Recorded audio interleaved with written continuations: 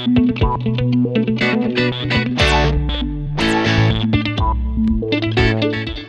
imagine I could call this part 2. So my previous film, I was just round the other side of what's it called, Ivel. I made a film from the top of there, so check that out. But I was round the other side looking this way, and I've come round the bay. It's quite a famous pub, so there's a village, Nevin, quite a famous pub, Teacock, which I walked past. Took a couple of images, but just kind of snaps. And now I'm looking back towards the way I've come, and I'm looking at a composition with kind of this rocky outcrop looking over towards the mountain. And I'm not sure if it works, to be honest. So mountain in the distance, which is looking a bit hazy, which is a bit of a challenge, but these rocks offering some foreground interest. So I've taken an image, I'll take one. But actually, while I stood here, I've been looking down at this rocky outcrop and just some of the waves kind of spinning round. So what I'm going to try and do is see if I can take an image of that rocky outcrop, relatively slow shutter speed, and get some of the movement around it. It might not work, might be one of those that kind of a bit arty, but I'm going to poke down at that and see how it goes.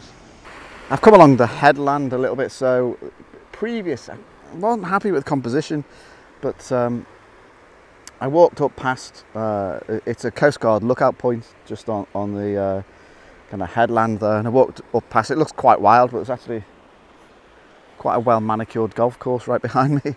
But I'm looking at an image kind of down the headland with the lookout point on it. So I'm actually quite liking the composition. So I've got the lookout point just on the rule of thirds here. I've not got it on the horizontal rule of thirds because I'm leaving myself a bit of space, and I'll tell you why I'm leaving myself a bit of space in a second.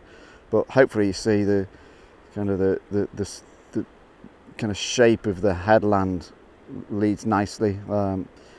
Sky's not amazing. It's gone a bit kind of misty, but I quite like the composition.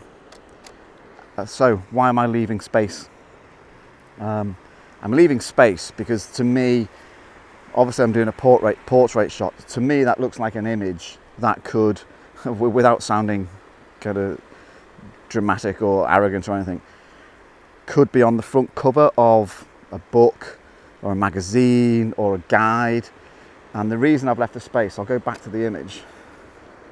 The reason I've left that big space, you can probably guess, is if it's going to be on a magazine or book, your title space is up there. So when you're composing images, because I don't think anybody's going to buy a print of that, well, unless kind of some of the golfers might do. But what it's more likely to do is feature, as I say, in a book or something like that. So when I was thinking about the composition, I was thinking about publishing space. So for titles and things like that. So always worth bearing in mind. If I cropped in close, I didn't leave myself any space at all, you reduce kind of its saleability. Hopefully that all works out. When I publish that image on the vlog, I'll probably cut out the sky, just for kind of my own sense of kind of composition. But when I kind of have it as a commercial image, I'll leave the sky in for that reason. So it's become really warm. Well, when I say really warm, it's maybe 15 centigrade. So comparatively, I'm sure some people watching this think that's cold, but it feels quite warm to me. Feels a bit like summer. It's February, but it's warm. It's really warm. Anyway, I've come down. I was up on the headland up there, obviously looking over towards the observation tower, But I've just come down here because I was watching these waves and thinking that it would be nice to get an image with some of the kind of wave action going on, but also featuring the tower. So here we go with the composition. So I've got my tower. This time I have got my tower on the rule of thirds, but I've got the kind of this headland just in the image. And what I'm hoping is I get, you know, biggish waves. There's nice light behind me. I'm on an F22. The reason I'm off F22, oh, it's a big wave. See how that goes. It's a nice kind of circling of the waves there. So I'm on F22, not for depth of field, but just to try and get some of the movements in that wave. So obviously, go to F22, get slower shutter speed, and hopefully it kind of creates some of the movement. In fact, it's going to be hard for me to see. Yeah, it's not. The waves aren't going to be kind of the most important thing in the image, but it's a nice balance. If I take you back to it's a nice balance. There's this kind of white waves down here, and then obviously the white tower up there. So you've got a balance between that part of the image and hopefully that part of the image. So it's not intended to be all about the waves. Oh, just missed a nice big one there. But just to give something of interest in that corner, show the kind of dynamic nature of the sea. There's some big waves going here on this. But this, I should have said in the previous piece that I did, when I talked about kind of these images potentially being published. I don't know, I hope they do. But one of the reasons they might do is this part of the Wales coastal path. So people will often look for stuff that is visitor tourism related. So hence why it potentially is publishable, but we'll see. Well, I've come right down almost to sea level and still looking at this tower. There's a guy stood at the moment, so heavy waves back. Wanted to get, so I think the previous clip I was trying to get some of the drama, so I've come hopefully even closer to the drama, because there you go, nice bit of kind of wave movement around here. So I've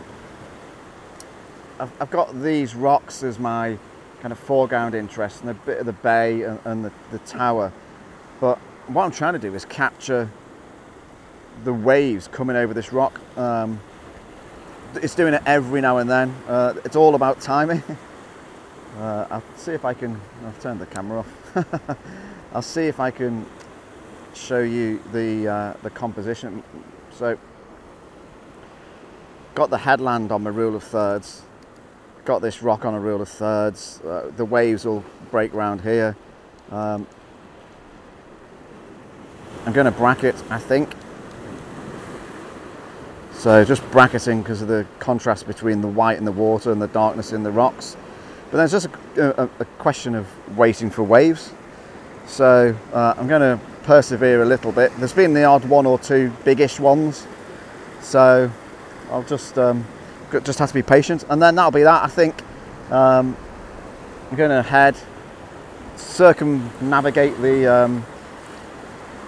sorry, I thought there was a wave coming in. Circumnavigate the golf course, back to the car, and then it's about a 2-hour drive home. So I'll call it a day. Hope you enjoyed this trip round Llyn and Llyn Peninsula. Absolutely beautiful, beautiful, beautiful place. Probably quite wild in the winter, probably spectacular in the summer. So if you ever get a chance, come and visit, and I'll see you next time.